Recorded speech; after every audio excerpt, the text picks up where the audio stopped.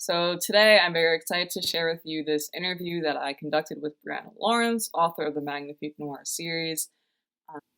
This was part of Quarantine Pages, a online group devoted to providing a quiet space for people to meet and read for an hour a day. Thank you so much for everyone who's able to attend. It was such a wonderful experience. Doing this interview is honestly the highlight of my day.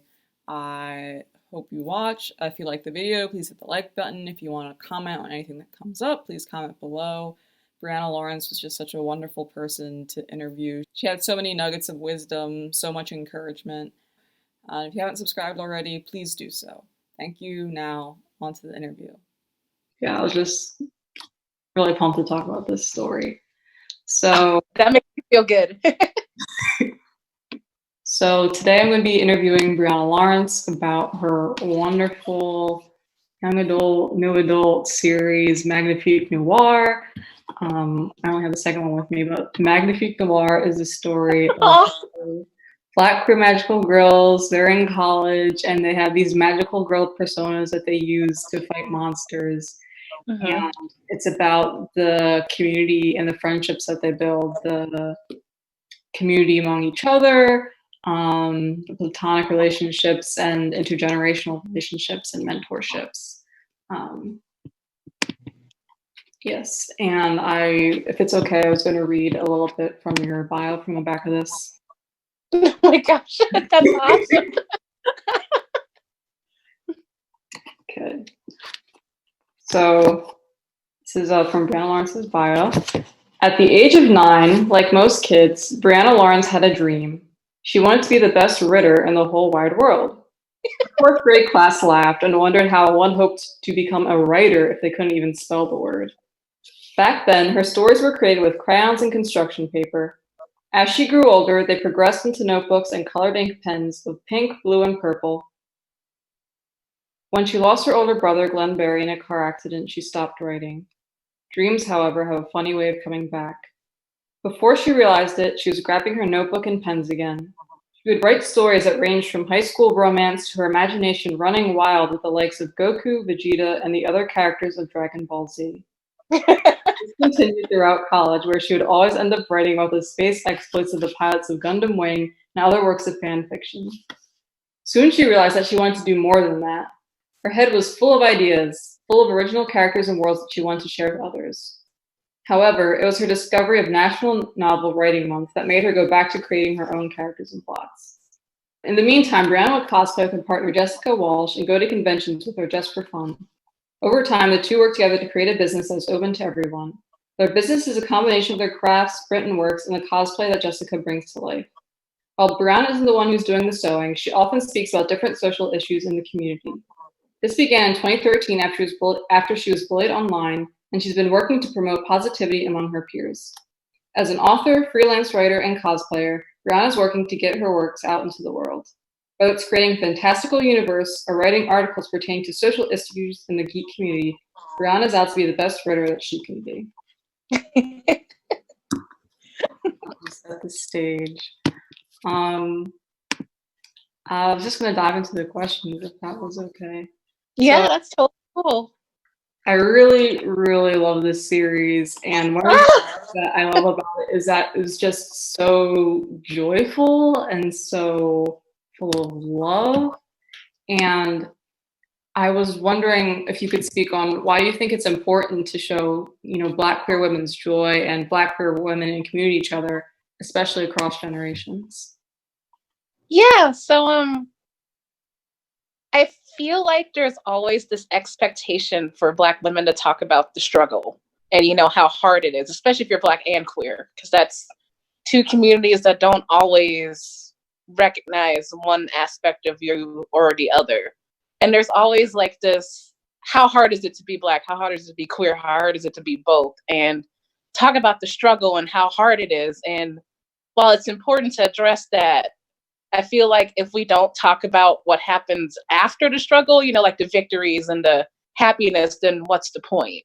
And I feel like it's really important to show us as more than just our battles and more than just, strong Black women. And we're out there to fight and, change the world. It's like, yes, that's true, but also we get scared, we get tired, and we have moments of joy that really need to be shown. And like, even when I used to do a panel about like writing and stuff back when conventions were happening, and when I first did the panel, I would always talk about the bad. Like, here's all the bad examples, here's all the people who got it wrong in regards to representation. And it's kind of a downer. It's like, okay, if there's so many bad examples, is anybody doing anything good? Like, are we learning anything at all, or are we just stuck in the same cycle where nothing is changing? And so I went back and was like, all right, here's some examples that I love, because we need to show that, you know, there's some good happening. There are people who are working toward better things. And looking at myself as a person, it's like, I'm not just fighting all the time. I'm also like excited about anime and video games, and, you know, excited about cheesecake, and, you know, all these other things that I kept forgetting to mention. Like, I would always talk about, yeah, I got bullied online. Yes, I got bullied online. And then I never talk about anything else. And it's like, okay, what else is there? There has to be more than that. There has to be more. You have to show it. And recently, I followed someone on Twitter, and they tweeted that they were excited about a video game. And someone was like, well, how could you think about that when so much bad is going on right now? Mm-hmm. And they were like, because I need a break.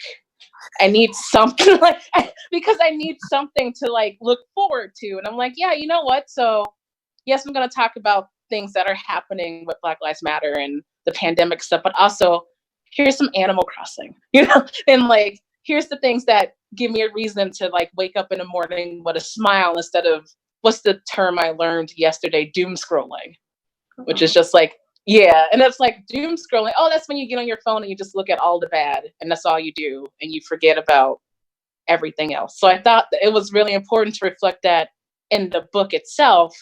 It's like, yes, they're superheroes, and yes, they're fighting, and yes, there are struggles, but also they're in the kitchen singing to the Goofy movie soundtrack. Because, you know, after a hard battle, it's like, I need something to pick me up. Let's make food and sing silly songs and dance. So that's why I really wanted to put that in there, especially with Black queer women, because I feel like a lot of people just expect nothing but hardship. And it's like, yes, but also there's something to look forward to as well. So that's why I put that in there. I'm sorry, I made someone want cheesecake. I'm looking at the comments. I want cheesecake too, very badly. Rude. This is the part where I tell you my birthday was last Sunday, and my wife got me a cake in the shape of Flick from Animal Crossing. So I've been eating birthday cake like a slice a day. I know, a slice a day for like the whole week. So I'm sorry, guys. I have cake in my fridge too. Yeah, I really love the friendships and the dynamics in general.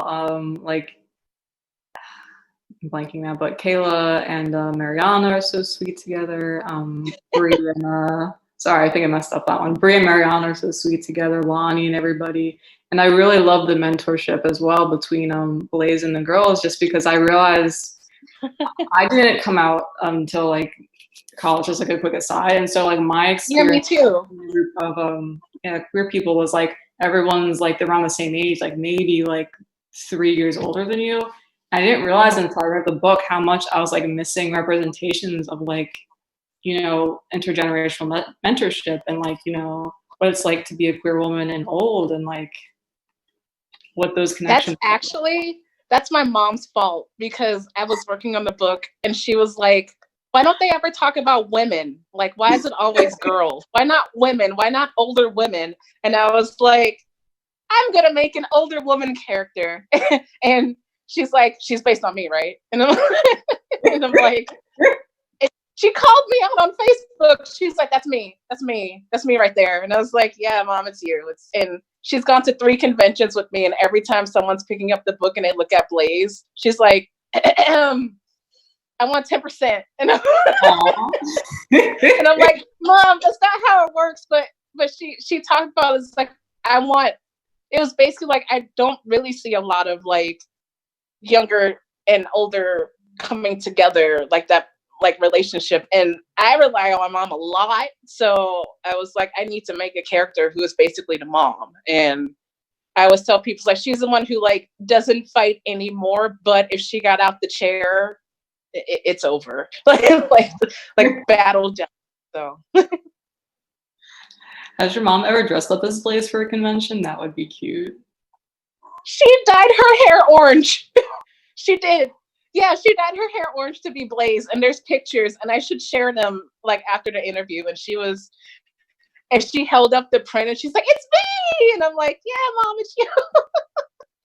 Not to the full like trench coat and all that, but she's done the hair, and she has like shoes. So that's enough. That's perfect.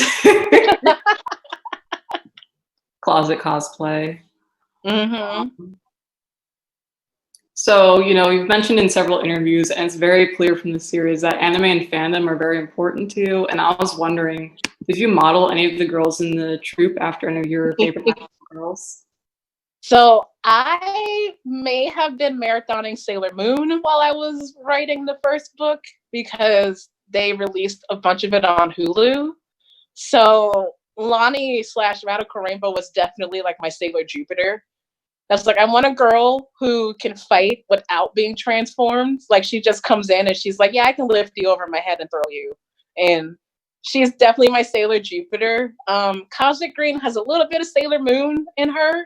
Like, she's the most like fangirly of the whole group, and she's partially me. Like, all of them are partially me in a way, but they're definitely Sailor Moon inspired, and also like as the series goes on, it gets a little darker, very like Madoka Magica, because I adored Madoka Magica was like the twist I wasn't expecting, and I was like, I want to write that somehow, like that like sudden turn where you're like, oh, I wasn't expecting that from this. And so it's like part Sailor Moon, part Madoka, and each girl is sort of like each like Sailor Scout in a way. Like, I always feel like Mariana's kind of Sailor Mars, where she's like the let's get serious, let's like stop like flirting with the girl right now, we're in the middle of a fight, this is important. And so each of them have a bit of like Sailor Moon. I always told people that Prism Pink is Sailor Venus, and that like she shows up and she's like, yeah, I'm already here, I've already been doing this, you don't have to tell me anything, I already know. So they're definitely modeled after like at least those two series, but especially Sailor Moon. I love Sailor Moon so much, and I was like, I want to write my version of Sailor Moon, kind of. Mm-hmm. So that's kind of what this became. And I think like 40 episodes later, there was a book done. I'm a bad anime fan. I haven't seen Sailor Moon yet, but I have seen Madoka. So when that joke came in the second book, I was like, this is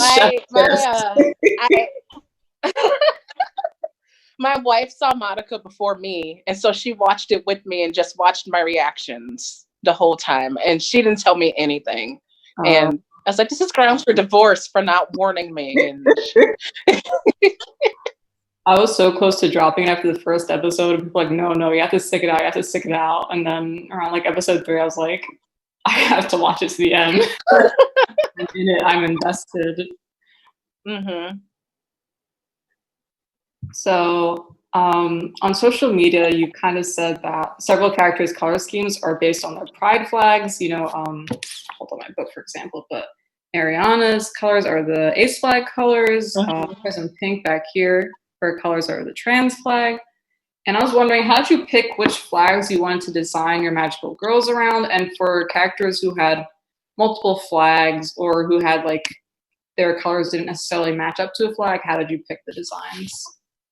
So I ended up sketching the girls first, and like as I was sketching them, I believe Mariana was first, and I just drew their designs, and I kept asking myself what if questions. I was like, what if they were all black? Like, what if you had an all black team? And then I was like, what if you had an all queer team? And slowly but surely, they started coming out to me in my head. Radical Rainbow was like, I'm lesbian. Like, she just knew automatically. Like, she was the loudest one, and I was like, cool, you're lesbian, you get rainbow colors. And then Prism Pink was like, you should put the colors in my skirt. Like, they were talking to me in my head, and Mariana ended up being Ace because one of my really good friends came out as Ace while we were on the way to a con, and I was on a panel, and a panelist was Ace, and Ace representation came up, and my friend started crying because she's like, there's not that much representation for me. And I was like, I kind of want to have an Ace character, and I want her to be the leader of the group. And so that's how Mariana came to be. And Cosmic Green, I wanted green, and she didn't come out as bi at all. So I was like, oh my God, I'd already had the colors done and the outfit done. And then after everything was done, she was like, by the way, I'm bi. And I'm like, I don't have your colors anywhere in the outfit. And she was like, that's too bad. I think my wife was actually like, why isn't she bi like you? And I was like, oh, that makes sense. I already did the outfit. I already started everything. So it was by complete accident. And like a lot of writers will tell you the characters talk to you in your head, and they all came out one by one. And that's just how it ended up being. And it's like, I wanted to be really obvious with the colors. And then Cosmic Green was like, I'm just going to stay green. Just tell people I'm bi, and I'll be bi in the book. But my outfit's going to stay green. And I was like, oh, okay, fine.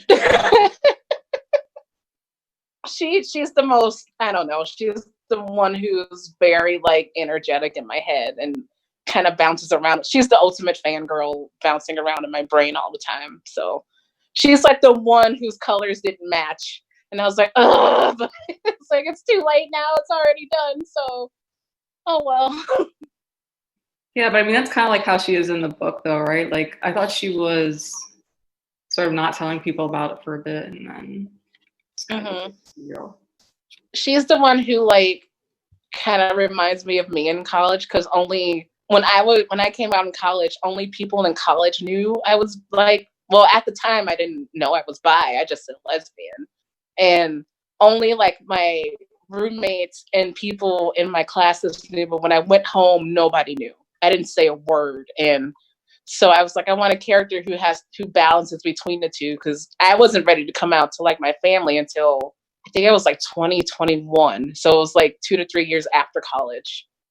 And I was like in my last year, and I finally like, I told my mom, I told my dad, but there's like this balancing act that I was doing that I think a lot of people who are queer do, where it's like only a select few people know because I'm comfortable around these people, or I don't know them yet. So it doesn't super matter what they think because we're not close. So I don't really care what you think.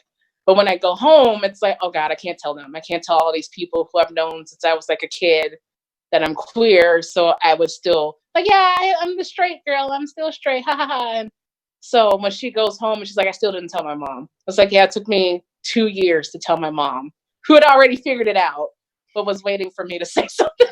But I think a lot of people do that. So that's why she has that like balancing act part.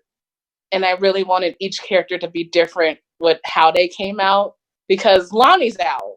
Lonnie's like, everybody knows, I don't care. I'll do whatever I want. Mariana's still figuring it out. And Bree is like, my brother knows, but my mom doesn't know. So. Yeah, I really liked how everyone was kind of on a different part of their journey, and how they were kind of all handling it differently. Like, I like that not everyone was necessarily closeted at home. I like that some people had family who knew, some people had people in their family who were also queer. And it was just nice to see all these different stories and different ways of being. I really wanted different stories, because I feel like a lot of times people lock you into one, and then that's it. It's like, this is the person, this is the queer person, this is their journey, and that's it. And it's like, everybody's journey is different, like everybody's. So, and even when I came out, it was so easy to tell my mom. It was so hard to tell my dad. And then even after that, it was like, okay, now I have to tell my partner's parents. And that was a whole thing. And then it's like, now we're in conventions, so now we have to tell this space. So it's always different no matter what. So it's like, it has to be different. I can't have 3 different characters having the exact same journey, because it doesn't feel genuine to me. Yeah. That's a good point. I think that would have been something that readers would have noticed. I hadn't thought about it from that standpoint, but it makes a lot of sense. I was curious, So part of the thing that I love so much about this book are the illustrations and the comics. Like, need to find. There's one image where whenever you tweet it out, I'm like, I must retweet. The world must see it.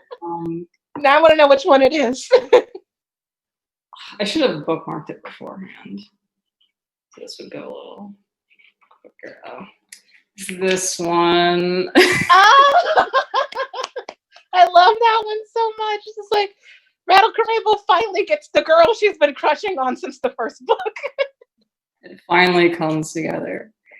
And I was curious why you chose to make this sort of a multimedia project where there's like the comic strips that are also sort of the story, part of the story, and then the illustrations as in addition to the text.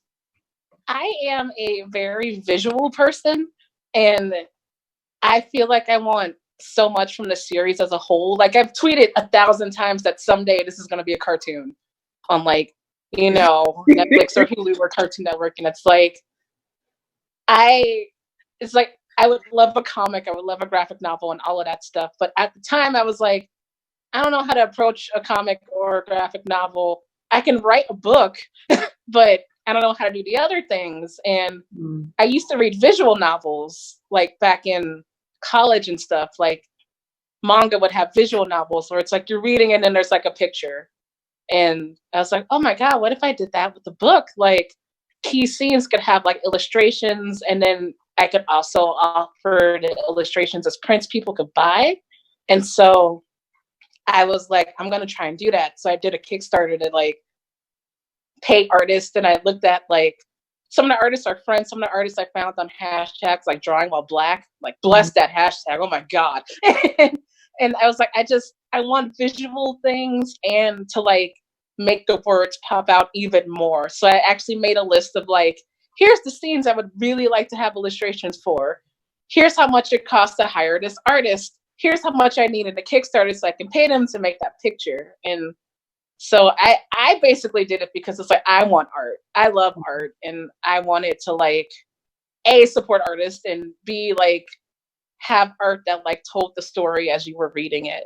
It's like a little extra footnote. But like future goals include like, you know, all arts, like graphic novels and comics and cartoons and stuff. Like, that's the goal, man. But this was just like the start. So that's why I did it like that. Yeah, I would love a cartoon. I would love I would love a backpack with some of these characters on them. Like, oh my God. I tell people all the time, I would cry like every day. I've had 2 people cosplay and I cried both times. Like, one in front of the person because they were at my table, and like I was the artist who cried because I cried so loud that other artists heard me crying. And I was like, she's my character, but this is the goal. Like, this is what I want. So I want everything with the series. So this was like, why not hire artists and put art in the book if you can? And that's what ended up happening. It's like, I love doing it like this. So I'm going to try to keep doing it like this as long as I can. I really loved how it was like structured too. Like, the little comics felt like I said, I haven't watched Sailor Moon, but I have friends who are into it, and I heard like the little like PSAs kind of at the end of the, like, the comics made me think of that, and how like each chapter is like, you know, episode 1 or like the climax or something like that. I just really loved how you brought all your love and all your anime magical worlds into this series. Oh my gosh, the 90s Sailor Moon PSAs were, oh my gosh, at the end of each episode, it was a 2-minute PSA. And Sonic the Hedgehog did it too. And it was like, here's the lesson for the kids. And it's like, God, imagine that when my girl still, that would be amazing. Chloe, can I ask a question from the audience? Mm-hmm. This is from Mary Jo, who also read Magnifique Noir and loved it. Oh, thank you. She asks, what inspired you to make Kayla a burlesque dancer? Oh my goodness. Honestly, it's because I have friends who do burlesque, and I went to my first burlesque show last year at Gen Con, and I was like, there is so much art and beauty in this like medium, and I don't think a lot of people realize how much work goes into it. Like, I was watching my friend perform, and it was like, God, okay, the time to get the dance routine, the time to figure out the music and the notes and the key and to organize this whole thing. And I was like, I want a character who's a burlesque dancer, because I thought it was fascinating. And I was like, this is just another form of art to me. And so I was like, I want Kayla to be a burlesque dancer and to have a cosmic green act, just to like see like Bree's face watching an act based on herself from her crush. And so my friends inspired to burlesque. I have like 3 friends who do burlesque, and I finally got to see a show and I was like, this is phenomenal. This is wonderful. And I was like in the crowd screaming, but also it was like way past my bedtime because I usually go to bed really early. And I was like, I stayed up for you to watch you perform, and it was well worth it. And that's why Kayla ended up being a burlesque dancer, because of her. Her name is she goes by Maki Roll. She's on Twitter and Facebook, and she's a phenomenal like burlesque dancer. And I have like 2 other ones who do burlesque, and just watching everything they do. And I was like, what if I had like a magical girl burlesque dancer somehow? Like, has that been done? Can I do it? I'm going to try. And that's what inspired Kayla. So I was kind of curious. In other interviews, you said that independent publishing was always like your go-to. That's like always how you envisioned doing the series. And I was curious, what opportunities and like what challenges came with that, and why it was your go-to. So I've done traditional publishing in the past, like many, many years ago, and it just didn't work out at the time. Like I ended up with 2 publishers who ended up being sold to other people. And one of them I found out through a Facebook post because they didn't tell any of us. And it kind of was like a really sour moment. And so I was like, I don't know if I'm ready to try traditional publishing again. It was like a smaller press, but that kind of stuck in my head. And when I was doing this series, what I wanted to do with it, I was like, I don't know if traditional publishing even does visual novels. And so I was like, I can either research and see, or I can figure out a Kickstarter and do what I've been doing, which is selling it on my own. And I'm not opposed to like pursuing like traditional methods like in the future, or even like looking into agents and stuff. I would love doing stuff like that. But at the time, after like 2 bad moments with small presses back in like 2013, I was kind of like, do you want to do that to yourself again? And at the time, because this was 2016, so 3 years later, I was like, no, let's just do indie publishing. And when I'm comfortable, which actually, honestly, I'm comfortable with it now to like look into like agents and stuff. But at the time, like reading a Facebook post that says your publisher no longer exists, and I'm sorry we didn't tell you guys, and all the authors were like, okay. So it's just over. And so when this book came up, and I'll never forget, because somebody from that publisher commented and they were like, I would love to do something with this. And I was like, absolutely not. No. Like not what happened after what happened with you guys last time. Never. No. But it's been like 4 years since then. And so I'm like, okay, maybe I'm willing to like look into stuff, to get the story out there more than like the capacity that I have right now. And like the challenges with doing it was like figuring out cost, where to get it printed, where to sell it. Like getting books in bookstores as an indie author is very difficult. And now that we're in like pandemic times, it's like even more difficult than ever. And like I'll never forget, I actually ordered books for all the conventions I had this year, because they're all canceled. So I'm like, well, that's another challenge. But now it's just like online focus. Everything is online now. So like that has been the biggest challenge, like currently, is like getting it out there when there's no events whatsoever, and all of us are relying on online. So like things like this help a lot. But that, to like answer the like publishing question, that was basically the reason why I had 2 bad experiences, and I wasn't ready to like, I don't think I want to do that again. But that was 7 years ago was when I had the one publisher. So that was a very long time ago. And I'm sure things have changed since then. So. Yeah, I was struck by just like the formatting and everything. Like, I don't think I had read anything like this before, but I also haven't really read visual novels before. So I've it I've was only seen them in like manga. I've only seen like visual novels, but like manga and stuff. So I don't even know if it's a thing that I'm sure it exists here. It's just a matter of like finding it or like if it's even called visual novel. I noticed what it's called in Japan with their visual novels.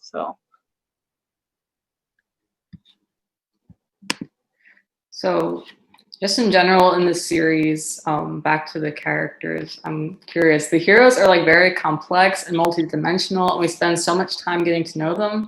But so far, a lot of the antagonists are kind of like monster of the day types. And I was wondering, do you ever see them having like a recurring antagonist, or was it intentional? It's only been monsters of the day so far. Yes. There is going to be a main antagonist for sure. I remember watching stuff like again Sailor Moon and even Madoka where it's like they have daily monsters but behind the scenes there is like a main big bad that they have to go up against. Like Sailor Moon has like Queen Beryl. There's someone every season, but Queen Beryl always sticks in my mind because she has like history with the Moon Kingdom and stuff like that. And so there is going to be a main antagonist, and it's been hinted at, kind of. And the third book really, really goes more into detail about who the main antagonist is. But currently, it's like monster of the day, people that are like their emotions get the best of them, and so they turn into monsters, and they have to fight them. But there is like a main like source of where everything's coming from, which is I'm so excited to work on the third book because that's when we start to get into that, like who's the main antagonist, who was the past team, and all that type of stuff was like what the third book's about. And I'm like, I want to start writing it now, and I actually kind of already outlined the whole series, so it's all planned. Like the last two books are already outlined chapter by chapter as to what's going to happen and what's going to happen when they finally see who the main face is for the villain. And I'm really excited to reveal that to everybody. I mean, I'm excited to hear it. I'm excited to hear that there's 2 more books down the line. Yes, there are two more. The third book, I'm super excited because you get to learn about the old team. And I realized that means 90s magical girls because they were back from the 90s. And there's actually a Twitter thread today that was like, remember the black hairstyles we had in the 90s? I'm like, oh my God, I'm going to do that. Because I do remember them. I do remember having my hair done like that back in the 90s. So I'm like, 90s magical black girls, that's gonna be really fun. And but now I'm like, okay, I gotta remember like 90s aesthetic, 90s wardrobe, 90s references. I have to get all of that in my head, and I'm really excited. So this wasn't a planned question, but just kind of came up as we were talking No. about publishing. If you don't want to answer, you don't have to. But I was just, I feel like there's been a little like big resurgence in like, Black people who grew up like really into anime and manga, and like now they get to be the creators, they get to tell the stories. And I was wondering, I'm thinking specifically of Adorned by Chi. Yes. Sort of like if you kind of like riff off each other, or like how this has made it like easier for either of you to pitch your things, or just like what it's like Oh to my like, goodness. live in this. I love Adored by Chi so much. I have that manga. Like I have it, and I like sat down and I read the whole thing nonstop. And it's like seeing other Black magical girls, and I think hers are like African. And I'm just like, oh my goodness, yes, please. And I think I tweeted one day, it's like, I would love one day for us to have a crossover with our magical girls. Would be so amazing. And it's something that was like, God, but Cosmic Green would fangirl so much that they would get nothing done.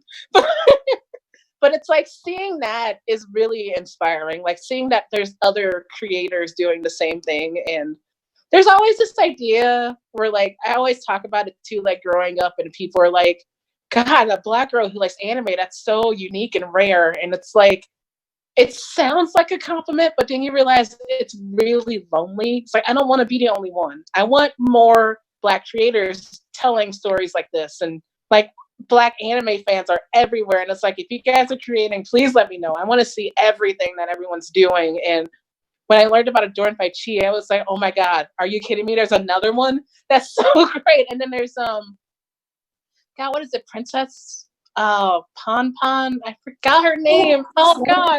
By Shauna Grant. Yes, That's so yes. sweet. I love that one so much. And I'm like, I want to see all of it. And it's like, you could tell we all had like the same, like, I love anime, I love Sailor Moon, I want to tell these stories. And just seeing all of it and all of us talking about it is amazing. And I don't know if they realize that they end up inspiring people like me to keep doing it. And it's just like this circle of inspiration. Like every time I see Adorned by Chi post, I'm like, yes, I want that to be me. And then it's like this circle of love because then they retweet me and like, yes, I want to be like her. And we're like, oh my God. But it's really inspiring. And that's why, going back to your question about like showing the joy and the love, and it's like, that's why it's important, because it inspires other people to go out there and do it. And to realize that it's like, it's not all like pain and struggle. We're all out here and it's joyful and it's love, and we're all supporting each other to do it. And we're all like, you know, encouraging each other's work and sharing it and buying it and reading it. And I want another manga from Adorned by Chi so badly. Anymore. I love it. The inspiration is just unbelievable. Yeah, that was so good. I missed out. I didn't get a physical copy of Adorned by Chi. Didn't get a physical copy of Princess It Lost. went real fast. And now it might never be coming back. So hopefully they do reprints, but I hope so. I think a lot of us, when we did it, like when we do stuff like this, we don't realize how like many people want it. And like, I think I remember they released like stuff about the manga, and then within like 24 hours, I think it was gone or almost gone. And they were just like, oh my God. And like, but people want this. Like the first time I brought the book to a con, I was like, okay, I have my copies of the book. And then I think 5 hours later, I was sold out. And I was like, oh my God. And they're like, people are like, this is what we want, though. We want joyful Black stories. This is what we want. And we like need it. We need it out there. And so I really hope they do a reprint too, because it's amazing. I think they have it on their website to like read like chapter by chapter, possibly. yeah, I think the first 4 chapters are free now, and then like the last one you can buy it. But I still like the physical copy so much, and it looks like so gorgeous. And they have the beautiful magical boy. He's so beautiful. Everyone in the cast is beautiful though. I'm like, everybody is so beautiful in the story, and I love all of them. And they'll post like, who's your favorite? And I'm like, yes to all. They're all so great. And it was exciting. I recently saw a Kickstarter for a manga out of an original manga. It's going to be a shonen with black girls as the main character, because that's near and dear to my heart. Oh my God! So I'm just excited to see it like expanding and more, because I feel like the fans are so hungry for it. I feel like there's all these groups and you just have to be like, we're here, and people are like, yeah, take my money. Like, and even in things in like, I remember even with like voice acting, because I'm big into My Hero Academia, and there's like 3 voice actors who are Black, and like they had the premiere for the movie, and Zeno came dressed as the character he was voicing, and we were like, oh my God, it's another Black voice actor.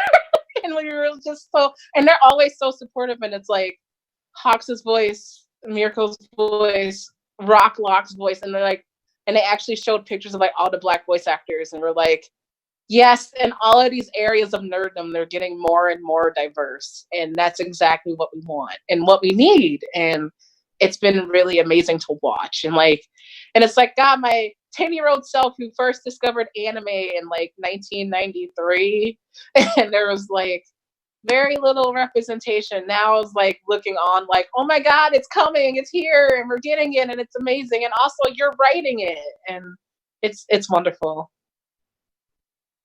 So Yeah, it is just very exciting time, a wonderful time. Yes, I'm kind of young. I wasn't really watching anime way back when, but I remember for a while it was like you could really only see it on like Adult Swim and stuff. And Mm-hmm. Mm-hmm. so in terms of like pop culture and fandom and anime in your writing, I felt like you touched on so many issues in terms of like cosplaying and pop culture fandom communities in this book, from fans dealing with racism to shaming of cosplayers. And I was wondering, you know, how did you sort of pick which issues you wanted to talk about? And are there any like issues and identities you want to include in your books? Ooh. So a lot of the issues were either things that I've experienced or like friends experienced. And it's funny because it was in the first book with Bree and the monster attack that happens. That was actually inspired by my nephew because he posted something about at the time his fiance, they're married now, but he was saying how Black women are expected to like why don't you smile more and all this other stuff, and like this uncomfortable like being followed and things like that. And originally the book wasn't going to even have serious issues like that, and then I saw that post, and then another friend posted how she like had to duck into a store because a car was following her, and it was a guy trying to get her number and all this other stuff. And I was like, what if I made the monsters things that Black women deal with, like someone who sexually harasses someone who slut shames someone, who like Lonnie has the guy at the gym who like belittles her and all this other stuff. And all the issues just came from like personal experience or experiences from my friends and family. And I was telling people, it's like one of the things I really love about anime and even like comics and stuff. It's like there's always a message. It's just wrapped up in superpowers. It's like there's always like the same like, love yourself, be yourself, don't stand for harassment, but I just so happen to be able to shoot lightning bolts out of my hands. And I grew up with like the 90s X-Men cartoon, and X-Men is so like obvious a metaphor about like all these different issues that we face. It just so happens that Storm can control the weather. And so I was like, I want to do that. Like there's all these issues except one can throw exploding cupcakes and things like that. And I'm super excited about the third book because on the O team, I'm going to have like a character who has a magical boy and magical girl persona. So their outfits switch between male and female depending on their mood. But it's the 90s, and so they're adapting like they, them pronouns and things like that. So I'm doing a lot of research on stuff like that. But I actually sketched out 2 different outfits, and they go between 2 different outfits, one very male oriented, one female oriented. And there's that. And then there's one who's like extremely sex positive. And I was like, I want a sex positive magical girl. I really do, because I think that's really important.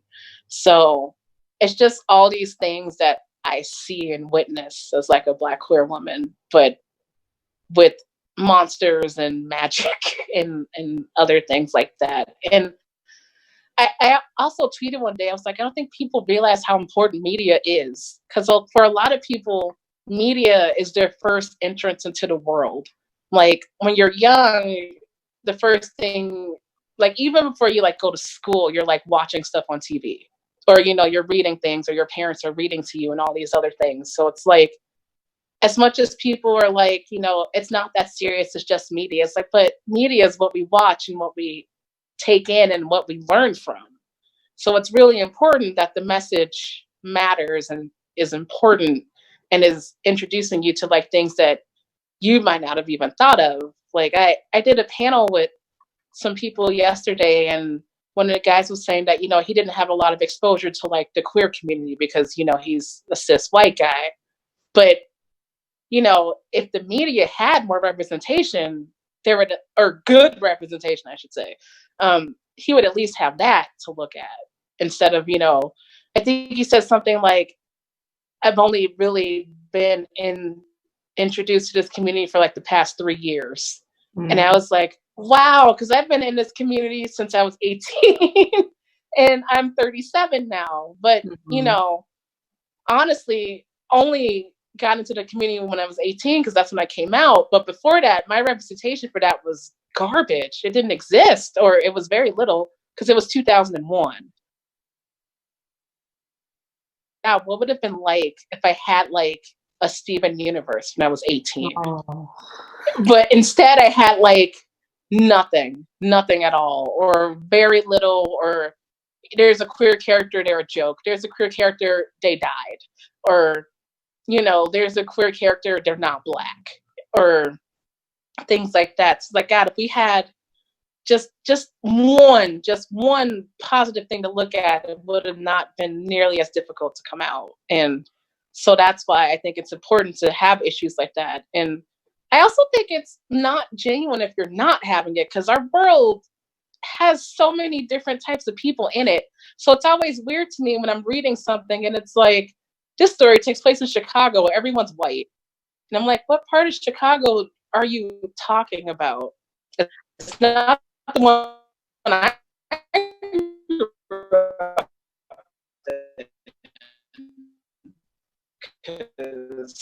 no, and gay person. It's like, how's their own how? I was reading a thread and someone was saying they were rewatching like Sex in the City and how like off the market was with like queerness and other things. And I was like, yeah, you're a sex columnist in New York. You have one gay friend and you have a bisexual relationship that you like criticize and mock the whole time for one episode. And how are you a sex columnist in New York? Like, even in the 90s, it's like, how is this possible? There should be way more queerness here. And so that's why when I was writing it, I was like, there needs to be these moments where they're talking about things that are, or at least facing things that you would face in real life. Because what if this is like someone's first intro into like queerness or Blackness or slut shaming or harassment or something like that? Yeah, I feel like in media, is one of the places I feel like a lot of progress is being made. Like I'll hear people talk about like just being a Black sci-fi fan in the 80s, and I'm like, oh, I'm so glad that I'm not struggling to get Black characters on covers for their books. And I feel like there's like so much has happened since then, and like I'm like excited for people like 5 years from now, 10 years from now, like what that room's gonna look like. And so even when I was writing this, I was asking myself, like, can you put all Black girls on the cover? Like, can you do that? Like, in this genre? Because are you allowed? And like, I was asking like a series of questions, even if it's my book and I can do whatever I want, obviously. I was also like, if you put nothing but Black girls on the cover, are people gonna like be into that? It's not gonna be a bad thing or a good thing. Do I need to have a white character and like all these other, or do I need to have a straight character or a cis character and all those other things? And then finally I was like, no, you don't. But sometimes people do ask and they're like, are there any like straight people in the book? And I'm like, no, they're just not. And it's weird because people are like, is that really genuine? I was like, if I sit down and think about it, I think most of my friends are queer. We just find each other. Like, because you go where you're comfortable. And that's why I'm always upset when I'm reading stories or watching things and it's like a queer character who like is in nothing but suffering. So I'm like, we find ways to find happiness.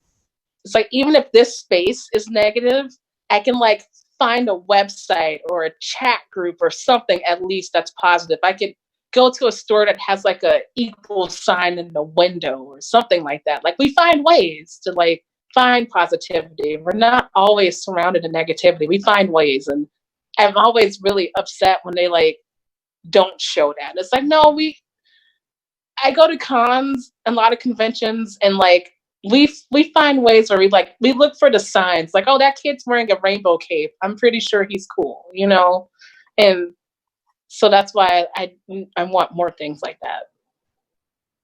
Yeah, I really appreciate it. It was one of those things where, honestly, the first book made me happy cry. It's one of those things I didn't realize I needed until I read it. Like, I was like, this is just filled a void in me that I didn't even know I had. So I just wanted to share that with you. Oh my God. It's amazing. Thank you. in terms of like how the issues are handled and whatnot, one of the things I think that made it kind of cathartic was like in terms of things with like Lonnie in the gym was like how seriously it was taken. Like he didn't get to stick around like 3 or 4 times to keep doing this. It was like once, here's your warning, and then after that was like no more. Like you don't get to treat people like this. This isn't. No, you don't. There's only a certain amount of chances I can give people, and it's getting smaller and smaller over the years. Like as the years go on, it's like I have to like remove this from my life because it's draining me too much. Like I used to give people a lot more chances, and it's like I think this year especially there's so much going on this year, and so I'm being very like, if you're bad for me, you have to go. Like I can't keep you in here. There's too much going on, and I feel like that was like Lonnie has that moment, and even he messed up. We're done. No more. And it's too far, and that's it. And I think people need to see that more instead of the, like, oh no, you should give him another chance. And it's like, but why? What has he done to prove that he deserves another chance? And if the answer is nothing, then you should remove him. Thank you for that. So I was just gonna kind of, that's like a lesson I needed because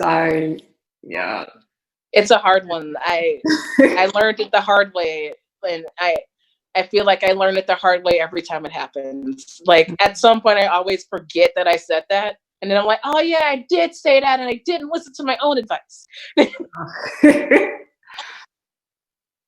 But yeah, a thing to look forward to, I guess, in aging is how much more confident I will be, and how few cares I will have. I've heard wonderful stories. I did a panel, and I was talking about my mom, and I was like, I hit 30 and something happened in my brain. And this lady in the audience was like, wait till you hit 40. And I was like, oh yeah, because my mom told me wait till you hit 60, because she's 67 this year in November. And she's completely done. And I was like, man, when do I hit that? And she's like, when you're 60, you'll get there. So thank you for sharing this time with us. I just wanted to go through some closing remarks from the chat. There was a lot of love. Mary Rose said, I'm magical should be every girl's mantra. It needs to be every woman's mantra. And Jerry has a request for a non-binary character. I'm really intrigued by this character who's gonna have different personas. There was more. Oh, one comment from Mary Jo again. I love the conversation in the first book between Dana and Mari when they talk about their relationship. The acceptance and tenderness with which Dana approached the conversation left me a little choked up. Oh, thank you. All comments of people wanting to read the book, hoping that their wife reads it because and yeah. Mariana's been really, really nice to write. And like I remember approaching her, and I tell people all the time, like when you're approaching characters, you need to do your research, because it's like I can talk all day, every day about being bisexual, but the other parts of the spectrum I'm not super knowledgeable on. So I actually like went and spoke with like my ace friends, and I was like, can we have a conversation and on your time, obviously, and like, can you read these parts and make sure that I'm not sounding like I don't know what I'm talking about, and that I'm not being offensive or anything like that. And I'll never forget when I was writing Mariana, I was so like unknowledgeable about Ace, and like had these weird like misconceptions in my head about it. And then one of my best friends is Ace, and she's married, and I was actually like, this is gonna sound really bad, but you're Ace and you're married. And she's like, oh, I understand where you're coming from, because the media really doesn't tackle us at all. So yes, we can have a conversation. And I was like, I want Mariana to have a relationship and love, and I want Dana to be very like, I'm here on your time, and I'm not going to pressure you, and it's up to you, and you make the decisions, and no matter what, I love you. And so when I got to the second book, and Mariana's like, oh, I'm starting to get it now, and I'm like, this is really important to me, and representing a community that I'm not familiar with, because for some reason, people think that we assume we know everything. It's like, I don't. The queer community is a spectrum full of many different parts that we're not all going to get, which is why you research and you talk to people and you ask and you get information from more than one person. Like more than one person. Like, don't just go to one person and you're done. You have to go to multiple people, and you're going to get different answers and different things, and everything you thought you knew was going to be like gone. So that was really important. So it's really nice that when people are like, I really enjoy that moment. I'm like, oh my God, good. Because that's the scene I sent to my friends. I was like, please just read it and tell me like what I need to do. And I'm here to listen and just like try and represent you to the best of my ability. And I thought it was important. And so that means the world to me to hear that. Thank you for writing this series again. So we're going to kind of go through closing remarks, details for the giveaways. But before that, I want to give you some time. There's been a lot of buzz in the comments section. We hear you have buttons and stickers in your store. Oh, I do. If you have them. I have buttons and stickers. I'm going to have more of the I Am Magical stickers. I did a Kickstarter for enamel pens, and they will also be in the store. I would say probably September. I'm supposed to get them in August, fingers crossed. I overestimated all the dates because I don't know what shipping is going to be like because of the pandemic. But along with the, along with the pins, I'm making more I Am Magical stickers to do more of the flags. So currently I think we have 9 in store, and I'm going to try and do like 9 more of different flags and things like that. And then the pens will be in the store probably come September. They're like little tennis shoes, but they're color coded to be different flags. So that'll be in the store soon. Otherwise, buttons and stickers are there. I also have prints. I have the book as well. And randomly, I keep forgetting about this because we actually kind of like, for the past 2 months, switched our focus to face mask because of everything that was going on. So I went through months of only talking about face mask. And then finally, my wife was like, don't forget the book. And I was like, oh my God, you're right. So we had so we have like a whole section with books and stickers and prints and everything on our Etsy shop. The Etsy shop is just snowtigra.etsy.com. I'll put that in the comments. Oh, I forgot you could do that. It's snowtigra.etsy.com. Yeah. Cool. Put that there. So that was everything on my end. Are there any things you wanted to close out with in the last 2 minutes of our interview?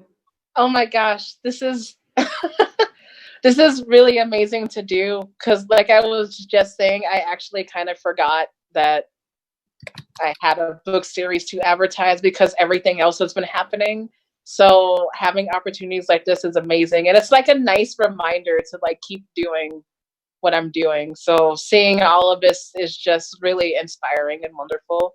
I super appreciate all the support and the excitement for like the 3rd book in the 90s magical girls that I can't wait to like dive into and figure out all their personalities and quirks and whatnot and their powers and stuff like that.